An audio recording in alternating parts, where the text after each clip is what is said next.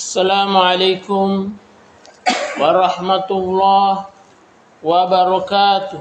Waalaikumsalam warahmatullahi wabarakatuh.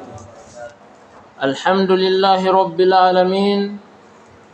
Wassalatu wassalamu ala asyrafil anbiya'i wal mursalin wa ala alihi wa ashabihi wa man tabi'ahum bi ihsan ila yaumiddin. Alhamdulillah, kita banyak-banyak memuji kepada Allah Subhanahu wa taala karena begitulah tuntutan syukur kita kepada Allah.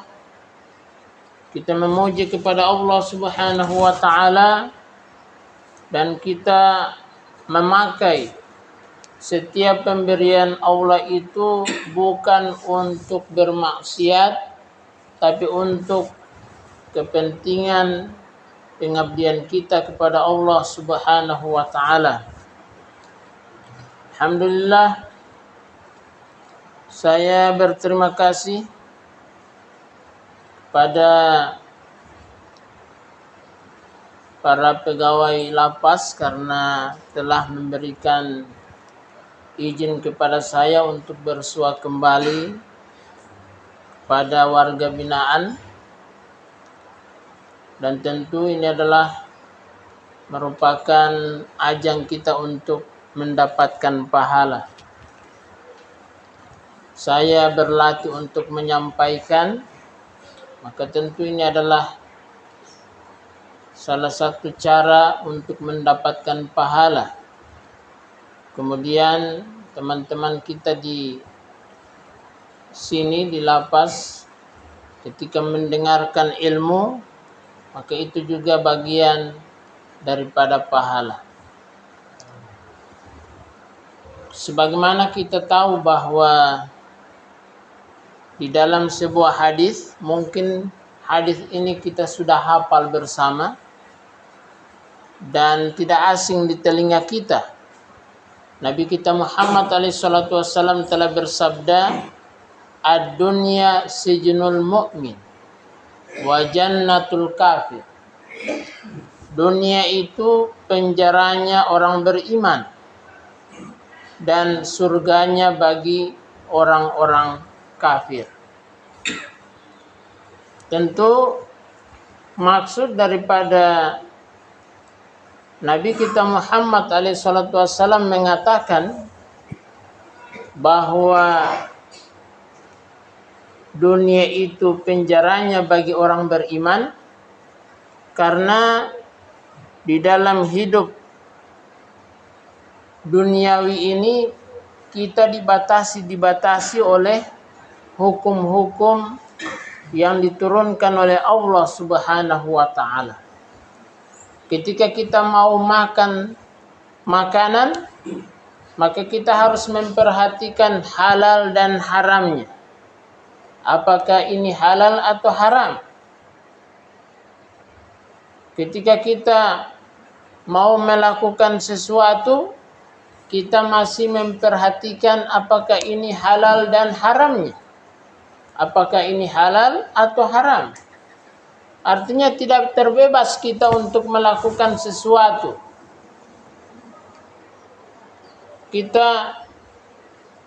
Ketika kita bertemu dengan seorang perempuan, maka kita dibatasi oleh hukum yang ada. Kita tidak boleh memandangnya dengan pandangan syahwat. Kalau terpandang, maka jangan ikutkan dengan pandangan yang kedua. Karena kata Nabi kepada Ali bin Abi Thalib, "La tutbi'in nazrata an-nazrata fa inna lakal ula wa laysa lakal akhirah." Wahai Ali, jangan ikutkan pandangan yang pertama itu dengan pandangan yang kedua. Karena pandangan yang pertama itu tidak mengandung dosa. Pandangan yang kedua itu sudah mengandung dosa. Maksudnya adalah pandangan kedua itu sudah memiliki niat sudah punya tujuan, sudah lahir dari niatan kita. Adapun pandangan pertama itu tanpa sengaja, ya. Ketika kita ya baku dapat dengan perempuan yang membuat kita terpesona, apalagi orang bilang ya ubi tak kupas. Kalau kita terpandang lalu kita menoleh, kita alihkan pandangan itu ke tempat lain, itu namanya pandangan pertama. Tapi kalau kita dapat lihat kong kita terus melotot, maka itu maksudnya pandangan kedua. Jangan orang bilang begini, oh kalau dapat lihat pertama terus jawab balia, itu kan baru pandangan pertama. Bukan DP maksud begitu. DP maksud itu pandangan kedua itu sudah punya niat. Kalau baru dapat lihat pertama itu belum, tidak sengaja, itu kan tidak punya niat. Tapi kalau pandangan pertama baru setelah 1 detik, 2 detik sampai 1 menit melotot, ya, itu sudah punya niat, ya. Nah, itulah yang ditulis sebagai dosa. Tapi kalau tanpa sengaja dapat lihat, langsung kita ya alihkan pandangan. Dapat lihat itu pertama itu tidak mengandung dosa karena tidak sengaja. Tapi kalau nggak dapat lihat begini, kom terus begini, so ada niat itu, ya. Iya, apalagi dalam bilang barang bagus, ya. Iya. Nah, jadi Masya Allah, ya. Oh, ada yang pernah bertanya kepada saya waktu yang lalu, boleh mau video call dengan maitua? Boleh sekali kalau maitua itu istri yang sah. Ya. Dia bilang mau video call buka-buka, terserah. Yang penting anak istri yang sah, jangan maitua yang ya tidak tahu dapat kamar dari Facebook mana, ya. Kalau maitua yang sah boleh, ya. Buka-bukaan. Jadi karena kehidupan orang beriman itu bagaikan di dalam penjara, ya. Kalau di sini kan memang kita dalam penjara, tapi ada orang yang seolah-olah tidak di penjara. Bagaimana itu? Dengar waktu azan, waktu sholat, dia seperti tidak dapat dengar. Ya. Padahal gambaran itu di penjara, ketika dapat dengar azan, kita tidak boleh kesana kemari dulu. Mau sholat dulu. Kita tidak boleh bekerja apa-apa dulu. Mau sholat. Itulah yang dibatasi. Itu yang dibilang seperti dalam penjaranya orang beriman. Tapi kalau orang kafir seperti di surga, leluasa dia bikin apa saja boleh. Ya. Mau makan apa, ya, orang bilang H3T, halal, haram, hantam terus. Ya. Karena dia tidak ada hukum yang membatasi dia. Ya. Dia seolah-olah di dalam surga. Jadi surganya dipercepat di dunia ini. Adapun kita, ya, kita tidak leluasa kita bikin. Mau bikin apa masih ada batasan-batasan. Mau dengar sesuatu ada batasan-batasan. Ini gibah. Membicarakan aib orang lain. Oh, jangan. Membicarakan aib itu maksudnya apa yang kita bicarakan itu yang betul. Itu namanya gibah. Kalau tidak betul itu namanya fitnah.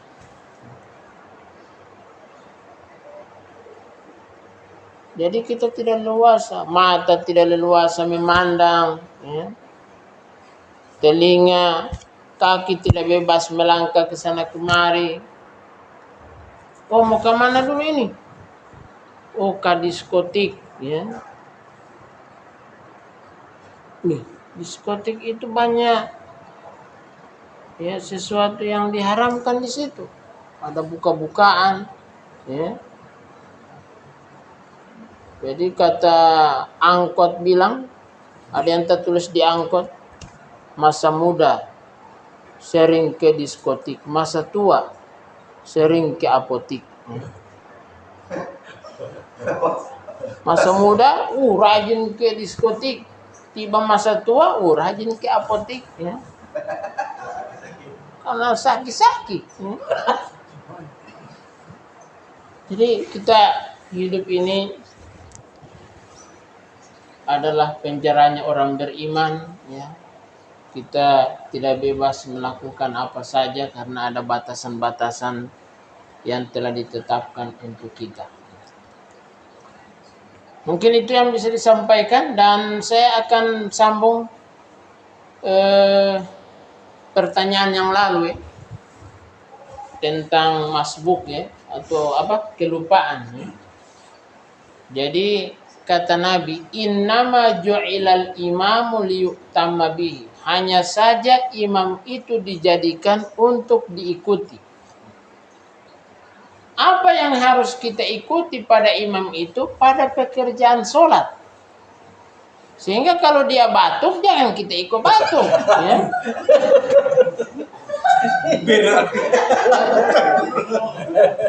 Ya. Jadi sehingga kalau dia ketambahan sholat, jangan kita ikut. Misalnya rakaat keempat. Ya. Dia berdiri mau ke rakaat kelima. Kita bilang subhanallah, subhanallah. Dia tetap berdiri, jangan kita ikut. Kita menunggu dia, menanti dia di tahiyat akhir. Lalu setelah dia sampai tahiyat, baru salam sama-sama. Jangan kita, karena imam berdiri kita juga berdiri. Salah. Karena dia lakukan bukan pekerjaan sholat yang sah. Itu ketambahan yang tidak boleh diikuti. Jadi kalau dia berdiri pada rakaat kelima, kita sudah bilang subhanallah, subhanallah, dia tidak duduk, biarkan jadi. Jangan kita bilang, mutarik. Biar juga. Ya. Kita tunggu dia sementara tahiyat akhir. Lalu ketika dia sudah tahiyat, baru dia salam, baru kita ikut salam. Jadi ada dua kejadian Nabi kita Muhammad SAW. Jadi terutama Nabi Muhammad SAW lupa tahiyat awal. Kalau lupa tahiyat awal, cuman bisa disempurnakan dengan sujud sahwi. Sujud sahwi itu 2 kali sujud sebelum salam. Kita tahiyat dulu, baru kita sujud 2 kali, baru kita salam. Kalau dapat lupa tahiyat awal. Jadi misalnya kita sebenarnya tahiyat awal kita bilang subhanallah, subhanallah, dia tetap berdiri, kita ikut saja. Jangan baku tahan. Kita ikut saja dia. Karena ini tahiyat awal. Itu Nabi pernah lupa tahiyat awal. Baru yang kejadian kedua, Nabi lupa baru 2 rakaat beliau sudah salam. Jadi berarti ada 2 rakaat yang belum dikerjakan. Berbeda. Kalau tahiyat awal, kalau kita lupa, kita cukup sujud sahwi. Tapi kalau 2 rakaat atau sujud, misalnya kita dapat lupa 1 kali sujud, cuman 1 kali saja kita sujud. Baru kita sebadir, bahwa kita tadi ini saya cuman 1 kali sujud. Maka ditukar itu rakaat dengan rakaat yang baru. Iya. Kita tukar itu dengan rakaat yang baru. Ya. Misalnya kita lupa sujud satu kali sujud di rakaat kedua, jadi kita tukar itu. Jadi semua jadi 5 rakaat karena sujud rakaat yang kedua itu lupa sujud karena ini rukun. Tapi kalau tahiyat awal memang dia rukun, tapi kalau kelupaan hanya cukup ditukar, disempurnakan dengan sujud sahwi. Tapi kalau dapat lupa sujud, maka tidak cukup disempurnakan dengan sujud sahwi, harus ganti rakaat baru. Jadi kalau misalnya dia sebadiri, dia dapat lupa tadi, jadi harus tukar itu dengan rakaatnya ada al-fatihahnya, ada rukuknya, ada i'tidalnya, ada sujudnya. Jadi ada 2 kejadian Nabi kita Muhammad SAW. Pertama lupa tahiyat awal, kemudian yang kedua lupa 2 rakaat. Baru 2 rakaat beliau salam. Nah, jadi kejadiannya ketika imam misalnya masih ingat, dikasih ingat, belum sempurna ini masih ada 2 rakaat, maka langsung saja. Tapi kalau 1 jam kong masih sokong minum kopi tadi itu dapat lupa kenapa anda tidak bilang dari tadi? Ya, ulang baru, ya, sholat baru. Tapi kalau masih baru begini langsung tambah 2 rakaat. Tapi kalau sokong minum kopi, tadi saya dapat lupa 2 rakaat. Betul yang dia bilang ini betul, ulang baru. Tapi kalau masih baru keluar di situ, Pak Imam, sholat tadi cuma 2 rakaat, betul? Langsung sempurnakan, tambah 2 rakaat. Dengan niat yang berbeda. Dia mau sempurnakan itu yang 2 rakaat yang tidak dikerjakan. Mungkin ada pertanyaan?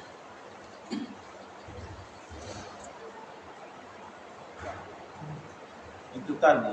Iya. Kalau seandainya mau sempurnakan itu, apakah cukup saja di hati? Kasih tahu, ajak dorang juga, kita sempurnakan. Niatnya? Kita mau sempurnakan dalam hati, mau sempurnakan 2 rakaat itu. Mungkin ada ketinggalan 2 rakaat. Iya. Kita sempurnakan, kita kurang 2 rakaat, maka kita sempurnakan jadi 4 rakaat. Begitu saja. Kecuali sudah lama, setengah jam, baru orang kasih ingat tadi itu harus ulang. Atau misalnya kita kasih ingat, imam ngotot, 4 rakaat tadi mana salah ingat. Tapi cuma 2 rakaat biar jadi orang sempurnakan. Coba imam tambah itu 2. Kong imam kita yakin 4 rakaat. Jamaah bilang cuma 2. Biar jadi ulang jangan orang mau sempurnakan. Kalau semacam kemudian itu dalil tadi kan imam sudah tidak tahu apa yang dia dapat lupain, maka jamaah bisa berbicara karena begini, ketika Nabi salam, para sahabat belum salam. Ini sholat ada ringkas atau ada wahyu turun baru, kong bilang 2 rakaat ini sholat zuhur. Kalau Nabi bilang ini betul, dia bilang ini betul, langsung Nabi sempurnakan tambah 2 rakaat disertai oleh sahabat. Jadi ulama bilang boleh berbicara Kalau saya bilang subhanallah tidak tahu apa yang dia. Misalnya dia imam bingung, apa yang salah saya sama saya ini? Woi, tak tinggal itu tadi. Apa dulu? Misalnya awal tadi. iya tahiyat awal. Ini kalau tahiyat awal biar aja. Kalau sudah berdiri, cuman sujud sahwi saja. Tapi misalnya sujud satu kali sujud, cuma satu kali saja dia sujud, kita kasih ingatnya. Kalau kita bilang subhanallah dia tidak mau gubris, lebih baik setelah salam dia salam. Ayo tambah kasih lengkap itu tadi dapat lupa sujud, jadi harus tambah 1 rakaat yang baru.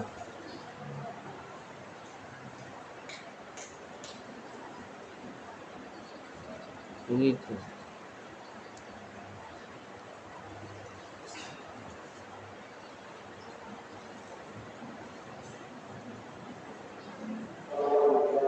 Ada pertanyaan yang lain?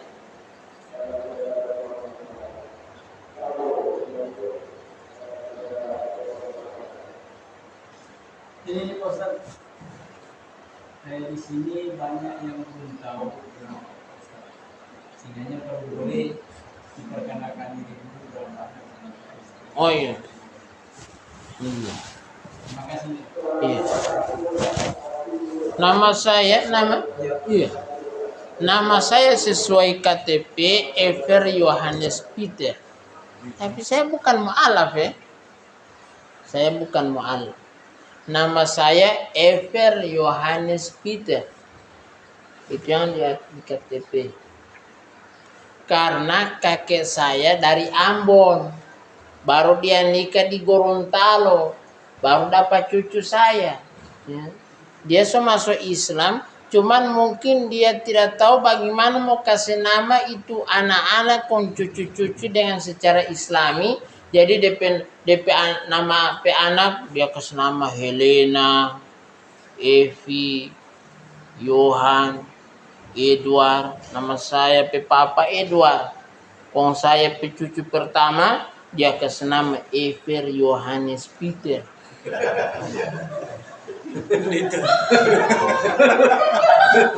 Iya, padahal ya dia kasih nama begitu. Ya kan mungkin belum tahu bagaimana mau kasih nama Islami, ya.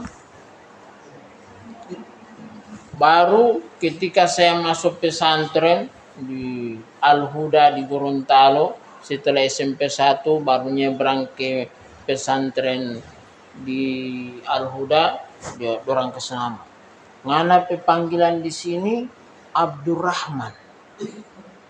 Oh begitu. Abdurrahman Abdullah. Oh begitu. Oke. Baru setelah itu setelah lulus dari situ saya masuk di Albir Makassar. Saya masuk. Dia bilang, "Ngana dipanggil di sini Abdurrahman Ever." Karena banyak Abdurrahman di sini. Nah, ngana penama kan Ever, Abdurrahman Ever.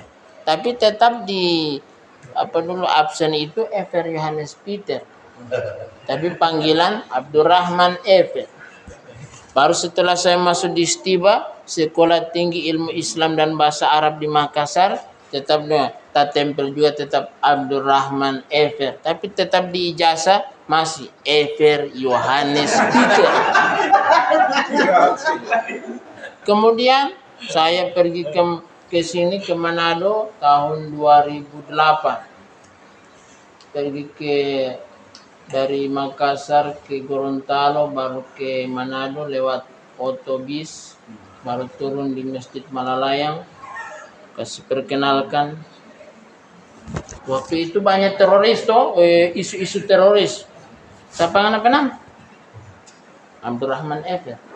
Ini dalam surat ini ada surat jalan. Surat jalan ini tertulis Ever Yohanes Peter. Baru ngana perkenalkan Abdurrahman Efer. Biasa teroris itu ada punya nama ganda. Teroris. Jangan-jangan ngana belapor pati padang orang kira ngana ini. Ya, sini Efer Yohanes Peter di KTP. Orang mana? Abdurrahman Efer. Orang apaan? Orang Gorontalo. Coba bahasa Gorontalo kemana? Saya bahasa Gorontalo patah-patah. Maksudnya begini, kan saya tinggal di kota. Oh, orang tua dengan orang tua berbahasa Gorontalo. Orang tua dengan anak-anak bahasa Indonesia. Jadi saya petalinga cuma terlatih dapat dengar Gorontalo, tapi lidah tidak terbiasa berbahasa Gorontalo. Jadi cuma paham, tapi susah mengungkapkan. Orang bilang, kamu di terang ini sudah berpuluh-puluh tahun di mana tidak dapat lupa. Tidak dapat lupa bahasa Gorontalo. Mana ini? Orang masih ragu. Orang kira saya teroris. Padahal teroris itu ada 2 nama. Nama samaran. Jadi ya begitulah. Jadi saya sampai sekarang alhamdulillah saya istri saya baru 1. Kong saya anak ada 7.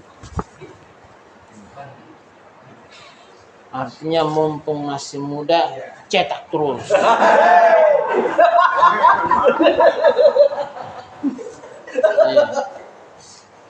Jadi kita mau kasih tips bagaimana istri itu tetap bisa terlihat aduhai. Ini sangat penting. Jaga mata. Kalau mata kita jaga dari melihat perempuan-perempuan yang tidak halal, maka ketika ngana pada paling ngana istri, masya Allah mantap sekali. Tapi kalau biar ngana istri ampak, kok ngana mata tetap ya, lihat cewek-cewek yang lain, istri di rumah itu rasa hambar, ngana tahu. Seperti ngana mau minum teh, ngana sebelum minum teh ngana makan gula dulu, baru minum teh. Tidak manis ini teh ini. Ini teh tidak manis. Kalau ngana langsung makan gula. Bagaimana ngana mau rasa enak itu istri kok ngana di luar rumah ngana.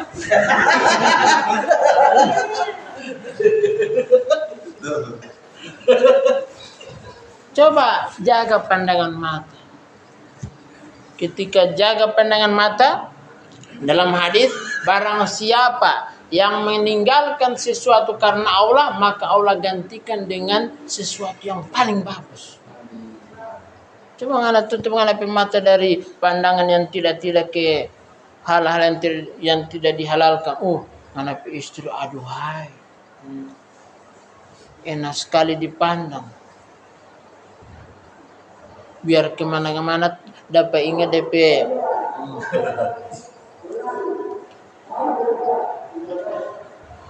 Itu di pandangan mata ini dijaga. Di dalam Al-Quran itu bukan hanya laki-laki yang diingatkan, tapi perempuan juga. Ya. Katakanlah kepada laki-laki beriman, hendaklah mereka memejamkan pandangan mata dan menjaga kemaluan mereka. Perempuan juga begitu. Katakanlah kepada perempuan beriman, hendaklah mereka memejamkan pandangan mata dan menjaga kemaluan mereka. Gitu, ya. Nah, jadi itu DP tips. Nah, jadi kalau nama saya panggilan di medan dakwah Abdurrahman Efer. Saya baru 1 kali naik haji. Belum 3 kali seperti Haji Muhyiddin. Baru 1 kali, ya. Alhamdulillah saya tidak ada fulus, tapi diberangkatkan oleh waktu itu DP Gubernur Sarundayang, ya. Sarundayang DP program sebelumnya orang 1 tahun orang naik haji itu cuma satu. Baru ada yang protes sama Sarundayang. Masa itu Kristen ketika mereka pergi ke Yerusalem, perjalanan suci banyak-banyak, kong orang Islam cuma satu-satu. Oh, Sarundayang bilang, oh kalau begitu 7 sekaligus. Oh, jadi saya termasuk. Begini dapat cerita, ada itu pegawai BPK yang bilang baku deka sahabat dengan Sekprov. Sekprov itu waktu itu Pak ini yang di orang Petambagu mau kodongan Pak Sekprov Rahmat, Masya Allah gitu. Betul. Jadi ini pegawai BPK ini baku dengan ini Pak Haji Rahmat ini. Dia bilang, ngana mau naik haji. Wah, ada kita pegawai mau ke sana, isi akan itu blanko proposal jadi mau naik haji. Harusnya dia itu pegawainya datang ke kantor BPK, itu teman di BPK bilang, saya sebenarnya haji. Boleh saya ini kasih pindah sama orang yang sangat butuh ini dia. Oh boleh. Dia telepon saya. Ustadz kesini tolong isi akan ini blanko jadi mau berangkat ke tanah suci. Oh boleh. Sudah. Alhamdulillah saya naik. Pas di depan Ka'bah saya pukul-pukul saya putul ini dia. Butul ini. Oh betul ternyata. Bukan di mimpi. Ya, bukan di mimpi. Ini di depan Ka'bah. Ini betul ini. Oh betul, bukan di mimpi kote. Ya, alhamdulillah. Jadi Masya Allah. Jadi kalau saya tulis saya penama Ever Yohanes Peter, saya kasih duluan Haji. Kalau Abdurrahman Ever biar saya tidak tulis itu Haji. Abdurrahman Ever. Tapi kalau Ever Yohanes Peter saya tuh Haji supaya orang tahu Islam. Dan ini juga wahyu ini.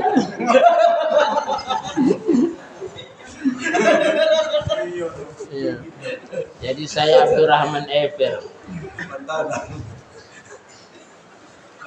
Oke, ada pertanyaan?